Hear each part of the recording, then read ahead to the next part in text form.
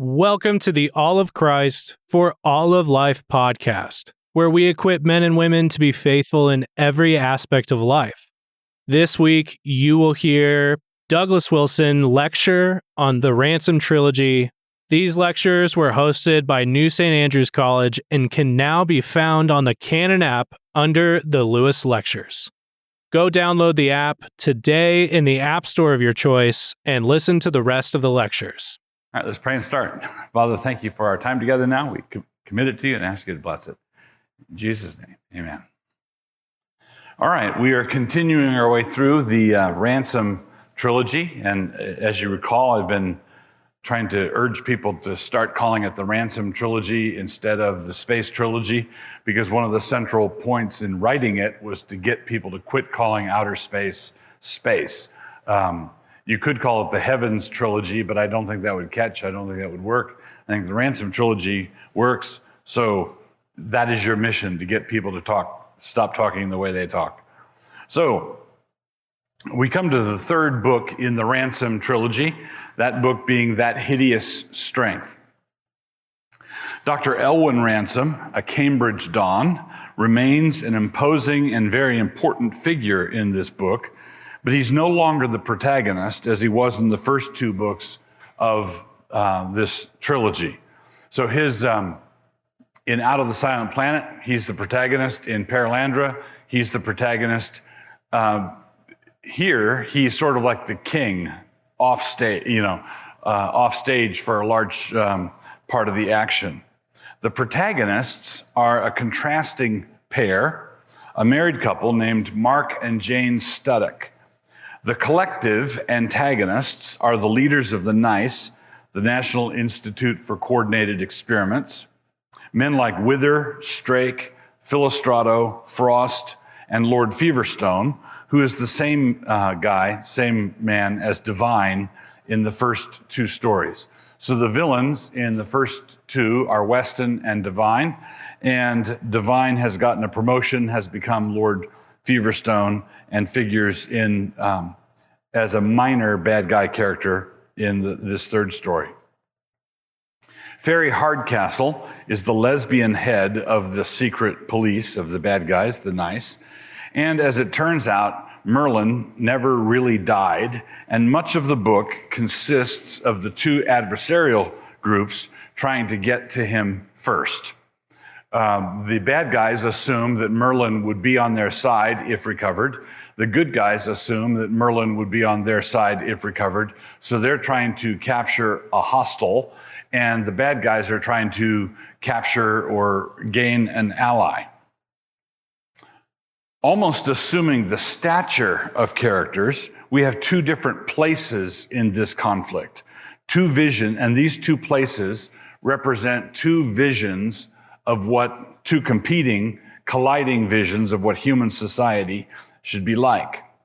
The NICE took over a mansion called Belbury, and the ragtag collection that is gathered around Ransom has done so as the company at St. Anne's. So these are the two competing views of what human society should be like. Belbury and all its machinations and politics and so forth, and then a small nondescript company at St. Anne's. This motley collection includes an elderly couple named the Dimbles. Dimble was a professor at the college that they got turned out of. A spinster named Grace Ironwood, a skeptic named McPhee, a bear named Mr. Bultitude, and a servant woman named Ivy Maggs. So just a couple of comments. Dimble is a good guy, a scholar, an important character in this novel. Grace Ironwood has some sort of secret in her past that is never explicitly revealed. There may be hints enough to pursue, but it's not out on the table. McPhee is an interesting combination. So Lewis's is think of him as a mashup of McPhee is to this book what Puddleglum is to the Silver Chair. And Puddleglum was modeled after Lewis's gardener, a guy named Paxton, and also probably modeled after Kirkpatrick, his tutor when he was a young man. Logic, precision, everything's got to be. You've got to be able to demonstrate your work and so on. Silverchair, we have to start by finding the lost city of the giants. And Puddleglum says we have to start by finding it, do we? We're not allowed to start by looking for it. Is that, be more precise. McPhee is very much this character in this story. He doesn't, like Kirkpatrick, he has he's a Scot, a skeptic. He tells Ransom near the end of the book, if I ever take to religion, Ransom, it won't be your kind. My uncle was the moderator of the General Assembly. So he is, even though he's an atheist, he's a Scots Presbyterian. That's what he is. And that's how Kirkpatrick was also. Kirkpatrick was an atheist, his atheist tutor, and would garden on the Lord's Day, but it would always dress up in a suit. So Kirkpatrick would dress up in a suit and go out and garden on the Lord's Day because it's the Lord's Day. So he's an atheist Presbyterian. Mr. Bultitude is the bear that lives at St. Anne's. It plays a very important role in the story. As it happens, Lewis's conversion happened in two stages. The first was when he became a theist, and the second was when he decided that Jesus was the Son of God, when he came into the conviction that Jesus was divine. So the first stage is he records it in Surprised by Joy, where he got down on his knees, the most reluctant convert in all of England. That is where he admitted that God was God. He became a theist at that point. He talks about that in Surprised by Joy. He became a Christian. He was converted, becoming convinced of the deity of Christ in a motorcycle sidecar. So he and his brother was driving him to the Whipsnade Zoo, which I think is in London. And Lewis was riding in the sidecar of the motorcycle. And he says, when we departed for the zoo, I did not believe that Jesus was the Son of God. And when we arrived at the zoo, I did. Right? So somewhere on that motorcycle ride, Lewis became convinced of who Jesus was. The reason I bring all that up is because there was a favorite animal at the zoo that Lewis loved at the Whipsnade Zoo, a bear that he called Mr. Bultitude. So Mr. Bultitude was the bear at the zoo that Lewis was going to visit, and he works him into the story here. There's a servant woman named Ivy Maggs, and Ivy Maggs, as it happened, was the servant to the Studdicks, and then when the Nice takes over the town and evicts everybody and everything's unsettled, she's displaced and she takes refuge at St. Anne's. So it's quite a group. It's a maimed interplanetary traveler, Ransom. The Dimbles, there's another couple, the Denistons, Grace Ironwood, McPhee, Bultitude, Mr. Bultitude, and Ivy Maggs. If you think this is not the kind of group that most of us would select to fight off a cosmic plot to take over the world, you'd be right. But it is just the kind of group that God usually picks. In the course of the story, Mark Studdick has fallen in with the group at Belbury. He is dragged in, sometimes against his better judgment and against his wishes, but always the hook is his own lust to belong. So Mark Studdick has fallen in with the group at Belbury, and his wife Jane has taken refuge at St. Anne's. So we have two competing visions, two competing kinds of community, human community, on a collision course with one another, and an estranged married couple with one of them in one group and the other with the other group. The action of the first book took place on Mars, or in the terminology of the Ransom trilogy, Malacandra. The action of the second was mostly on Paralandra, or as we call it in our tongue, Venus. The action in this conclusion to the trilogy occurs on Earth, or Thulkandra. This is the silent planet that is referred to in the title of the first book. In the cosmic war that had occurred centuries before, the Oyarsa of all the various planets had fought the rebellious Oyarsa of our world, that is, Satan. Our Oyarsa rebelled, and he was fought back to his lair by the other Oyarsa. And since that time, our world had been quarantined and isolated from the rest of the cosmos. We were the silent planet for that reason. It's kind of a hostage situation. Right? So we are holed up in this planet, held captive by the devil, held captive by our rebellious Oyarsa, and then out there past the moon, all the other Oyarsa are unfallen, their planets are unfallen. They had known war because they had to fight our rebellious Oyarsa back to the silent planet. And we are sort of locked up here, not really knowing what's going on. In most of Lewis's stories, the characters are taken out of the reality that we're in and placed in alternative worlds where they learn the nature of true reality. They go out there, they go out to Narnia and find out what things are really like. And then they bring that awareness back here. So they go into another world, learn something, and bring it back here. This is what happens in all the Narnia stories. This is what happens in the first two books of this trilogy. It's what happens in The Great Divorce, for example. But in this story, that whole process is reversed. In this story, this normal world of ours is shown to us in ways that become increasingly surreal until at the climax, the outside reality bursts in and transforms this world.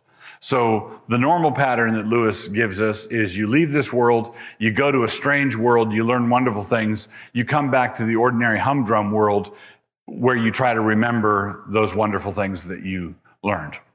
Here there is an invasion.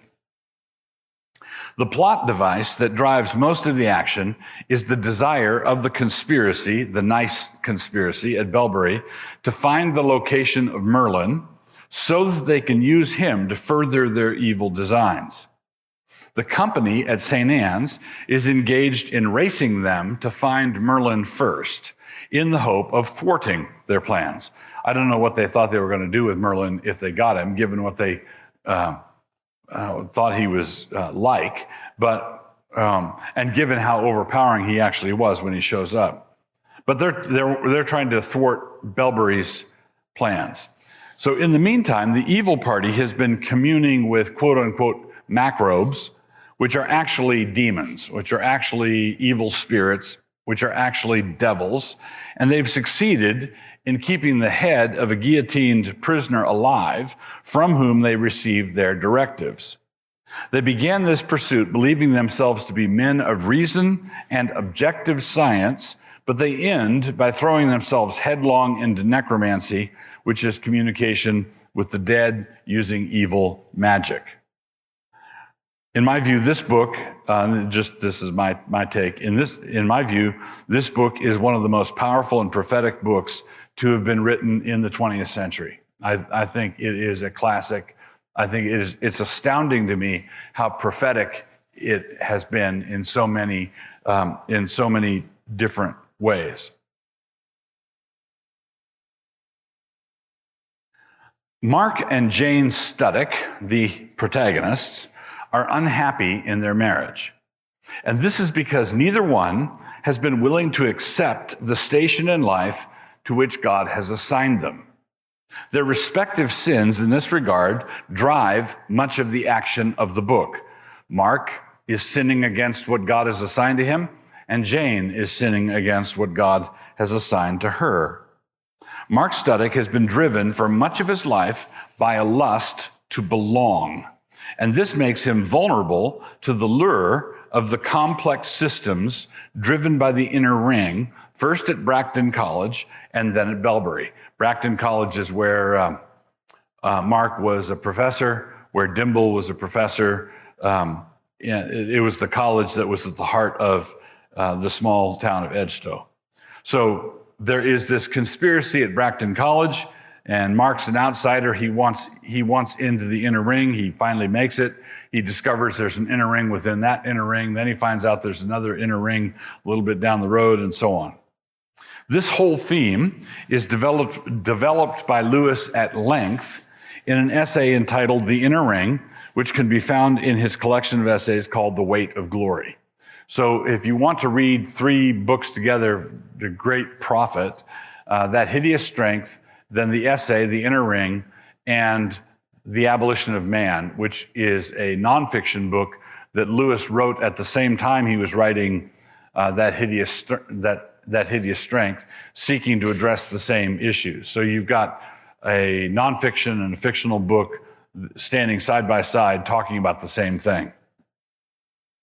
So this desire to be accepted by the in-group, the desire to be in with the popular kids, is the lust that defines Mark Studdock's life. Mark Studdock is the walking personification of this lust. Interestingly, Jane Studdock has the very opposite problem. Right? It's a photonegative of Mark's problem. While Mark desperately wanted to belong to the important set, Jane is fiercely opposed to quote-unquote belonging. She does not want to belong to her husband, which causes friction between them. And when she's forced to take refuge at St. Anne's because the bad people are, she was captured and then tortured by Fairy Hardcastle. She finally takes refuge at St. Anne's. It's only because she's chased there. She pretty much has to be there. She's very resistant. And so when she's at St. Anne's, she's very resistant to the idea of submitting herself to that particular society. She wants independence. He wants to belong. She wants independence. He wants to belong. And they both just irritate one another. Okay, they're out of step. Ransom tells Jane that her problem with her marriage is not what she supposes. This is Ransom. He says, "You do not fail in obedience through lack of love, but have lost love because you never attempted obedience." Okay, let me read that again. "You do not fail in obedience through lack of love, but have lost love because you never attempted obedience." In order to be obedient, she would have to submit to a husband. She would have to say, "I belong to him." She would have to surrender. And that's the one thing she does not want to do. She does not want to surrender. And this is quite striking. Her conversion occurs when she finally wonderfully submits. Her conversion occurs when she finally lets go. That's when she's converted. Mark's conversion occurs when he finally wonderfully rebels. Okay, so she is converted when she submits. He is converted when he rebels. Mark's transformation is described in Anticipation as the moment when he would finally begin to be a person, page 217. That moment happens when he is being prepared in the objective room, which is actually the screwed up room. Everything about it is just a little bit off. He's being prepared to reject and walk away from all his human feelings. He's being prepared in the objective room, and he is told to show blasphemous contempt to a crucifix. And Lewis is very explicit in describing Mark's change as one of learning rebellion, page 329.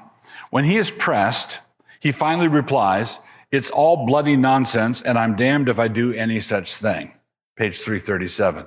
And that's, of course, precisely what the issue is. When if he says, "I'm damned if I do any such thing," it's not just, it may be a figure of speech for him, but not for Lewis. If he does any such thing, if he goes that route, if he takes one step further down that road, he is going to be damned. For Jane, it works in the opposite way. She had been in the grip of what Lewis described as, quote, a prim little grasp on her own destiny. A prim little grasp on her own destiny. Ransom tells her she needs to agree with her adversary quickly. She says, "You mean I shall have to become a Christian?" He replies, "It looks like it." And then when it happens, love swallows up her personal identity, but in a way that makes it possible for her to become Jane in truth. Here's a quote from page 318 to 319. In this height and depth and breadth, the little idea of herself, which she had hitherto called me, dropped down and vanished, unflattering into bottomless distance, like a bird in a space without air. But notice what's going away. Jane's not going away. It's Jane's idea of herself that's going away. It's her little ego idol. She had a little ego idol that she wanted to be autonomous and independent, and she finally surrenders, and that flutters away. This struggle for the salvation of these two individual souls, because that's what this book is about, the salvation of Mark, the salvation of Jane. They are both lost in very different ways. The struggle for the salvation of these two individual souls takes place in the foreground. But in the background is the struggle for the salvation of the world. What is the particular nature of this struggle?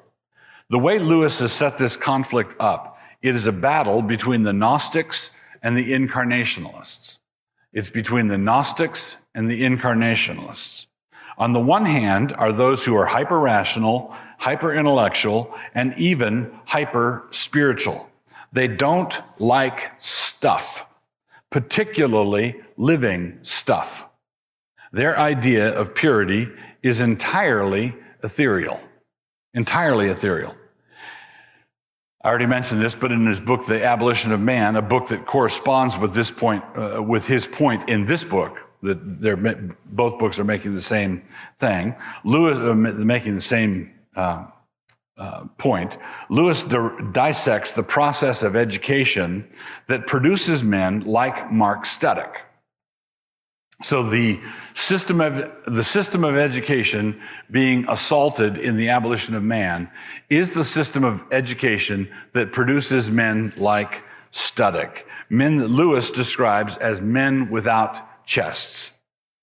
It's ironic and probably not accidental that the whole society at Belbury is governed by a bodily head, but it is a head that literally has no chest. So this criminal was decapitated. The head is taken, mounted on a shelf, has a bunch of tubes running to it. It's kept alive. The demons speak through it. When they begin, they think they are doing science, but what they're actually doing is calling down demons. But this head that's animated is a head with no chest. The process of taking over the small town at Edgestowe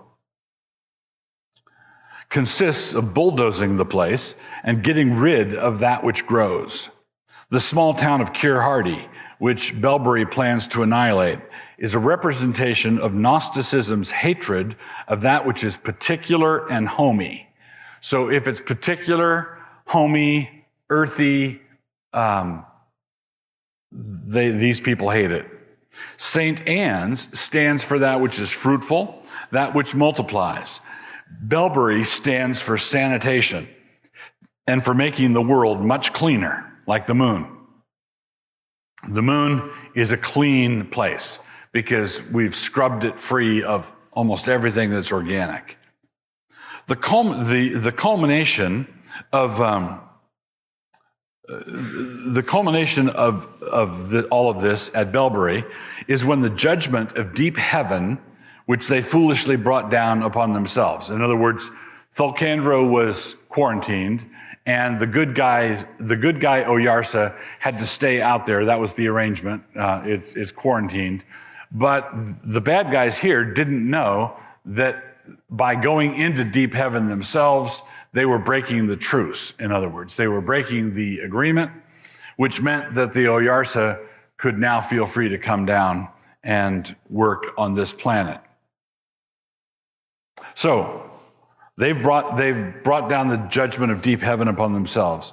But this judgment intervenes to prevent another kind of judgment, the judgment of them receiving what they were laboring to get. Some kinds of sins incur judgment, and other kinds of sin are the judgment itself. If Belbury had gotten its way, the culmination of their work would have been a pristine and sanitized world.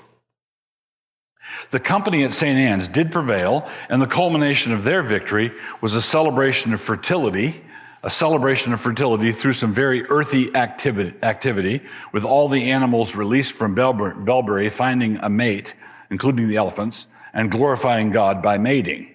And this does not exclude the couple who are restored to one another, Mark and Jane Studdick.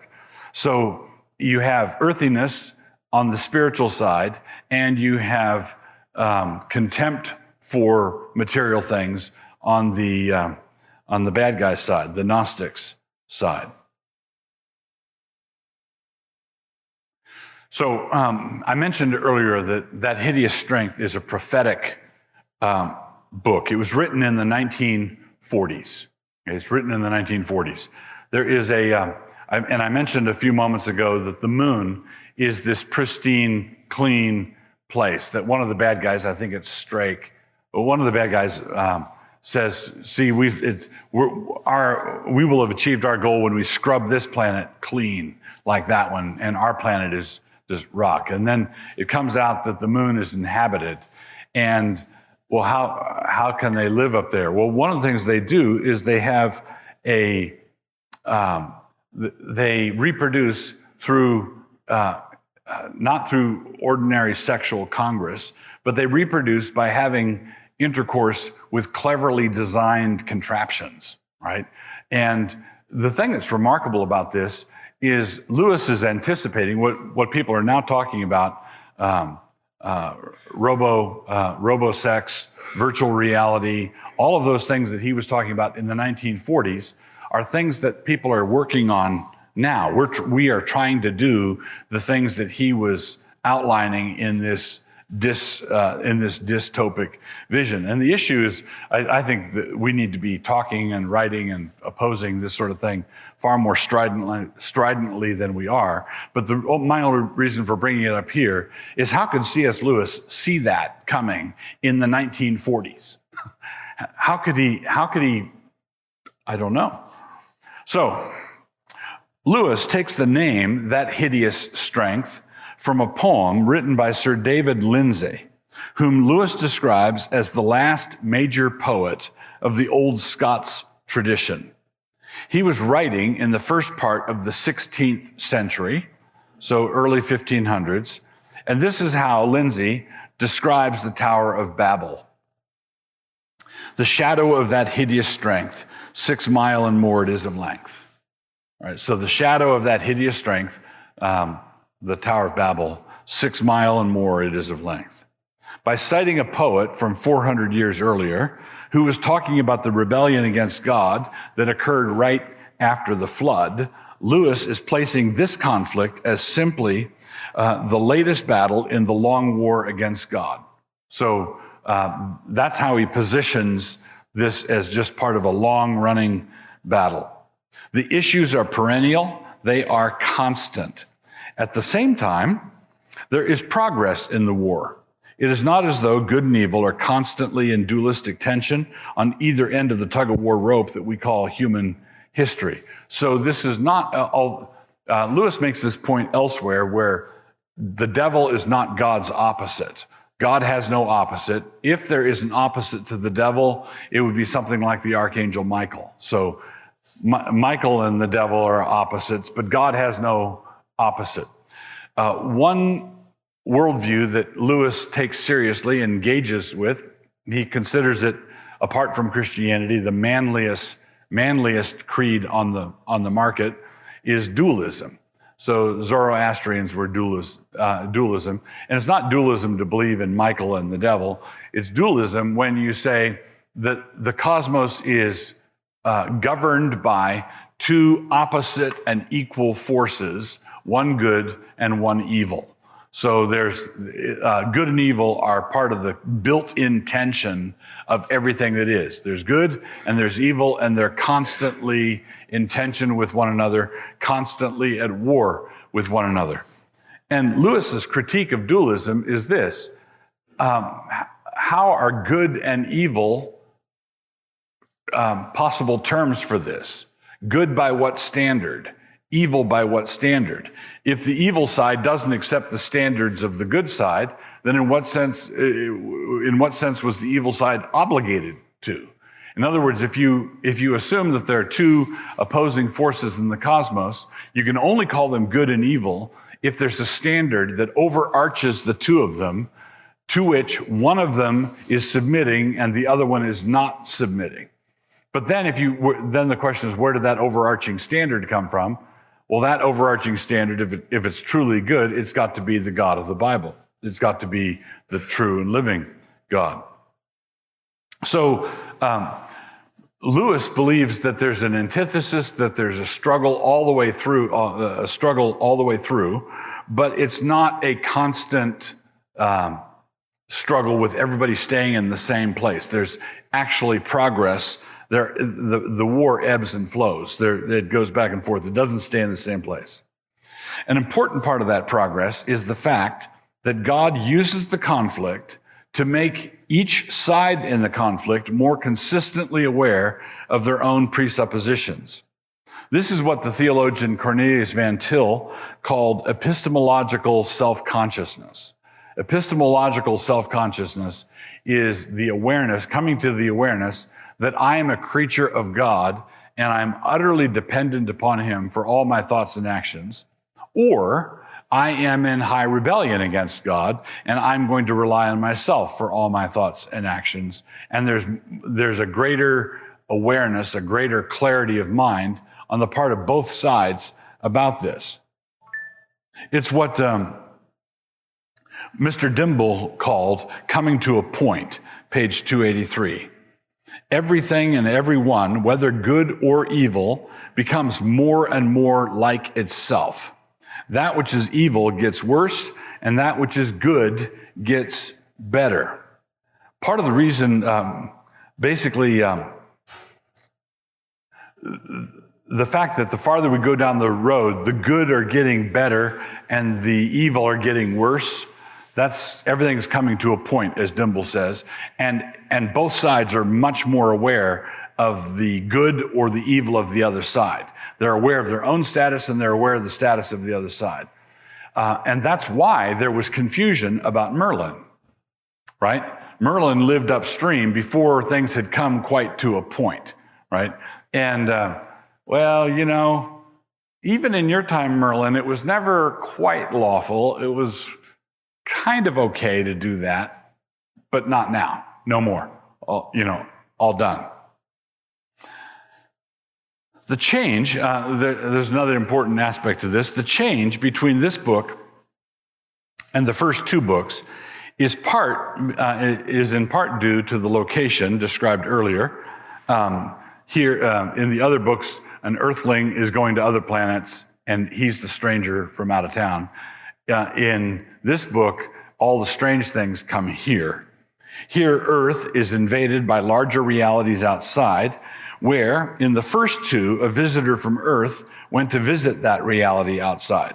In this work, Lewis has to invert our normal way of thinking, our normal way of looking at the world. He turns it upside down. When one of the Oyarsa descends into Ransom's presence, it appears crooked, but in a way that reveals that the world is actually that which is crooked. So you're looking at the Oyarsa and you realize that it's straight, but it looks crooked because our world is crooked, assuming the tilt of the axis. Which is straight and which crooked? The entire book is like this, bringing the calculus of heaven down to earth and making us see how our normal standards are not what they have seemed to us to have been. There's another, so that's the reason for the difference you can point to in the books, but there's another reason for the difference. Between Paralandra and that hideous strength, Lewis was greatly influenced by his friendship with Charles Williams. Charles Williams was a remarkable man, colossal weirdo, a genius. He's written a number of scholarly books, The Descent of the Dove. He wrote a book on witchcraft. He wrote a series of 7 novels that are really strange novels. Charles Williams worked for Oxford University Press, and this was written. Lewis is doing this work on this book during World War II. Williams worked in London with Oxford University Press, and because of the bombing, they relocated to Oxford. So he relocated to Oxford, where Lewis was. He became acquainted with Lewis at that time, and Lewis was bowled over by Charles Williams. He thought Williams was absolutely amazing. Tolkien was a friend of Lewis's and was friends to Williams as well, but it must be said that Tolkien was not bowled over by Charles Williams, and there are some details that may have had something to do with it. Here's one possibility: Tolkien didn't much care for this influence because for him, Charles Williams was really into the Arthurian romances. He was just really into Arthur. And one of his poems, Taliesin through Logres, is all Arthurian stuff. Now, for Tolkien, the problem with Arthur, Tolkien in his books, in his writing, one of his big aesthetic values is creating things that are vast in their remoteness. They're vast because they are ancient. Really ancient, previous to Atlantis, ancient, right? That kind of thing. But Williams is really into the Arthurian stories. And that influence of Arthur, Merlin, right? Right. So you're reading that Hideous, you read Out of the Silent Planet, you read Perelandra, and it's just going along. And then you come to that hideous strength, and all of a sudden we're dealing with Arthur and Merlin, and what? Where did this come from? Well, it came from Charles Williams. All of a sudden we're dealing with Merlin, and Arthur has been taken up to Perelandra, it seems, and Ransom is suddenly the Pendragon. Well, look at that. For Tolkien, and this is the problem, for Tolkien, this made it almost modern. Okay? It's like almost modern. King Arthur being for him something like us remembering the Eisenhower years. Right? So, oh, come on, Jack, what are you doing? So he didn't care for it. He didn't like the Arthur stuff. And he didn't like the Arthur stuff. It wasn't a criticism of the stories so much as they're virtually modern. They're virtually right in our era. And he wanted the storytelling to be much farther removed from us. So the influence of Williams here was significant on Lewis, and the influence of Tolkien is less than it had been before. But because we are down on earth for this story, we were expecting differences, and we may not even have noticed the shift. So Mars, okay, it's that, there's that, and then Perelandra, okay, there's that, and then now here we're on Earth, and it gets really, really weird. I've told people a number of times that reading that Hideous Strength, yes, it starts out very slow. It's just a very deliberate, quiet, slow opening, and you think, this is just like a regular novel. It's like a psychological novel. The others, you're into the action right away. With this, it's a slow build. But I tell people, don't worry, it turns into a white knuckle ride by the time you're done. I want to make one final point. It may not take me the normal length of time to make it, but we'll see. There's a place in this story where Fairy Hardcastle who is trying to sniff out the hiding place of the saints at St. Anne's, so that the wicked folks at Nice can deal with them, has to decide which of three men to have followed. In other words, she knows that Jane is in contact with the company at St. Anne's, and so she's got the university staked out, and there are three men who are Christians: Lancaster, Liley, and Dimble. Of course, Christians are the adversary. And of course, we know in the story, that Dimble was her man, but she decides, because she only had two people that could tail, the three men leave, and she only had two people available to tail them. So she sends the two men that she has after Lancaster and after Liley, and leaves Dimble alone. She decides to leave Dimble alone for the night. The other two she has followed, and she has the other two followed because even though they are Christians, they function in basically the same way that she does. Lancaster and Liley are considered by them to be formidable men. Lancaster is even described as, quote, a man we could find room for on our own side if he held the right views, page 237. So Lancaster is a tough cookie. He's a Christian. He's a tough cookie, but you get the feeling that, for example, Strake is a priest, okay, and he's decking everything they're doing in apocalyptic language. But the reason he got there to Belbury, is because there was something wrong at the heart all the way. And we're not told that Lancaster is a hypocrite. We're not told that, but we're told that he's the kind of real politician that if he held the right views, we might find a spot for him here. Another way of putting this is let's assume Lancaster is a good guy, but he would be relying on right-handed power.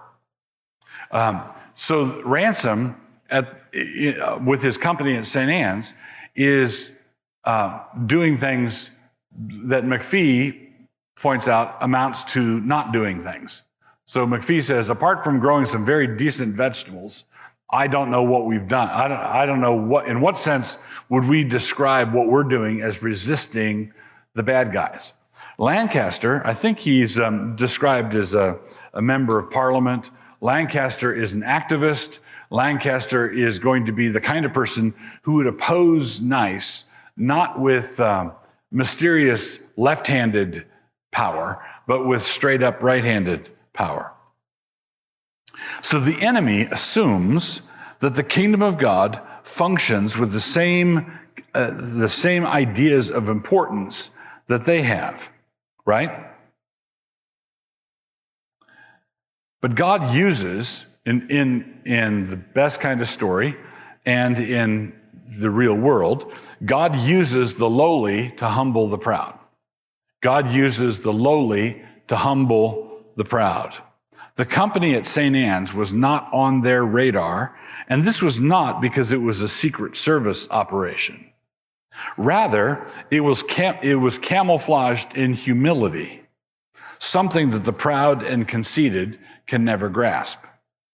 That was their camouflage, humility. Just as you have the same thing in Tolkien's great work, Lord of the Rings. Just as it had never occurred to Sauron that anybody in possession of the ring would ever seek to destroy it, so it never occurred to Belbury that Maladil, God, would entrust the defense of his world to a house full of misfits. Wait, of course, the enemy is going to do something, and he's going to have important people the way we measure important people. So we're going to tail the guy who's a member of parliament. We're going to tail the guy who has actual political power, who might do something against us. Just a side comment that I should make here, and that is some people object to the Lord of the Rings as you've got Gandalf as a wizard and there's magic, and are we encouraging kids to dabble in magic?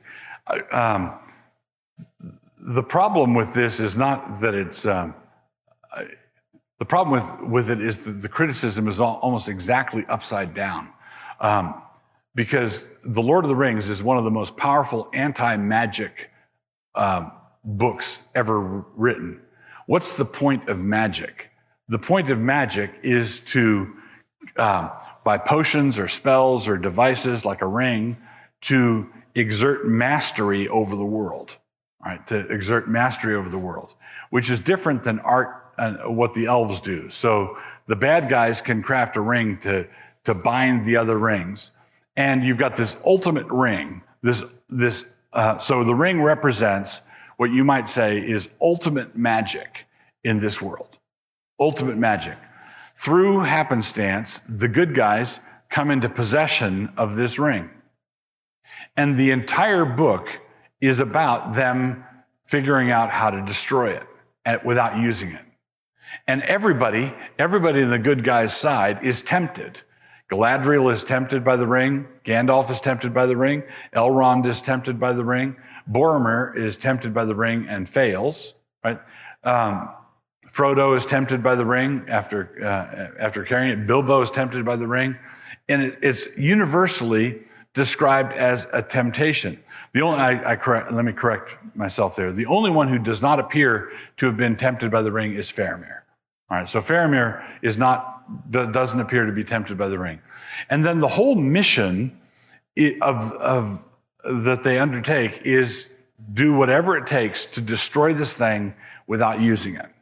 And I think that plot device is a mark of genius, because what you're doing is you're showing that the wicked and the godly think in different patterns completely. It's not like a football game where everything's the same except you're trying to get to this end of the field and we're trying to get to that end of the field. No, our thought processes are completely different. Well, Fairy Hardcastle's thought processes are completely different. She thinks she's looking for a sophisticated band of Christians who are resisting them in much the same way, using many of the same techniques, not necessarily overtly wicked techniques, but power. All right. She's assuming that they're just going to come against them with the same kind of power that they would use on the believers. She might get her kicks through a little torture on the side, which she might assume, well, the Christians wouldn't do that, but they're going to fight fire with fire. They're going to fight water with water. They're going to fight our power with their power. And so she doesn't have dimple-tailed. The humble are raised and the proud are thrown down. And in this most biblical plot, this book is all about raising the lowly. You know, Mr. Bultitude is elevated. Ivy Maggs is elevated. Mark Studdick is a great sinner. He's promoted. He's raised up. The humble are raised, the proud are thrown down. And in this most biblical plot, one final aspect of it needs to be pointed out. Mark Studdick deserves nothing. You know, so he's kind of a waste. He's kind of a waste of human skin when we meet him. And yet his soul is saved, right? His soul is saved. His wife is returned to him, and a promise of a child is strongly implied. Okay? His soul is saved, his wife comes back, a child is strongly implied. Even though they had prevented the conception of a child previous to this, who would have done great damage to the enemy, which is why Merlin wanted to have Jane executed. So Merlin comes rampaging out of the past with low views of birth control. And so he wants to have her executed, and of course, Dimble and Ransom are all horrified. But Mark is given a great deal. There's one other thing, however, that I would like to end with, that Mark Studdick may have been given, although Lewis doesn't state the point explicitly. But I think the way it's set up, I believe that we're invited to think this way. At the end of the story, because of what happens to Ransom, the office of the Pendragon needs to be filled. The office of the Pendragon needs to be filled because Ransom's going up to Venus, back to Paralandra. Who becomes the next Pendragon? Who becomes the next Pendragon? So the way Ransom became one is he's called to the bedside of someone, an old person, and summoned and appointed, and the transition is made right there, right? You can't have a vacancy, you can't have a Pendragon vacancy. So who's the next Pendragon? I think a strong case can be made that the new Pendragon is going to be Mark Studdick. Okay? The next Pendragon is going to be Mark Studdick. Some people say, well, what about his child? What about their child? Well, the problem is the child can't be the Pendragon until he grows up. Right? We need a Pendragon tonight. So out of all the people at St. Anne's, who is the most likely candidate to be the Pendragon then? About the only compelling reason for suggesting that this is not possible is that Studdick doesn't deserve an honor like that. To which the new Mark would reply, yes, exactly so. Thanks for listening to this week's edition of the All of Christ for All of Life podcast. Find the rest of those lectures on the Canon app.